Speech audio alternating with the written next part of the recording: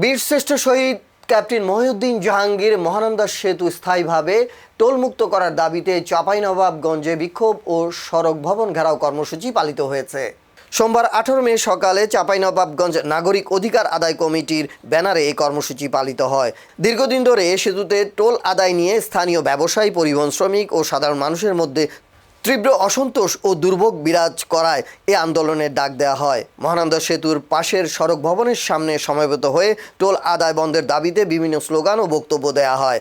এতে উপস্থিত ছিলেন চাঁপাইনবাবগঞ্জ নাগরিক অধিকার আদায় কমিটির আহ্বায়ক তরিকুল আলম মোল্লা, জেলা ট্রাক ও কাভার্ড ভ্যান শ্রমিক ইউনিয়নের সভাপতি সাইদুর রহমান, বাংলাদেশ রেড ক্রিসেন্ট চাঁপাইনবাবগঞ্জ জেলা ইউনিটের ভাইস চেয়ারম্যান অ্যাডভোকেট নূরে আলম সিদ্দিকী আসাদ, সিএনজি সমিতির সভাপতি আসগর আলী, চাঁপাইনবাবগঞ্জ ইলেকট্রনিক্স অ্যাসোসিয়েশনের সাধারণ সম্পাদক ইকবাল আহমেদ ও হামিদুল মোবিন হাদি সহ আরও অনেকে।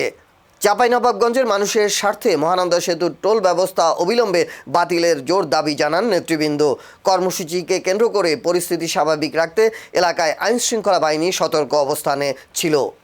আজকে যারা আমরা কৃষক, শ্রমিক, অটোওয়ালা, ভ্যানওয়ালা যারা এসেছি, আমরা বিভিন্ন কাজ ছেড়ে এখানে এসেছি, আমরা যারা ব্যবসায়িক এসেছি, সরকারের বিরুদ্ধে আমরা আন্দোলন করছি না, আমরা প্রশাসনের বিরুদ্ধে আন্দোলন করছি না, আমরা আন্দোলন করছি এটা প্রশাসনিক জটিলতার বিরুদ্ধে, যে জটিলতার জন্য আমাদের সেতুটি প্রক্রিয়া হচ্ছে না।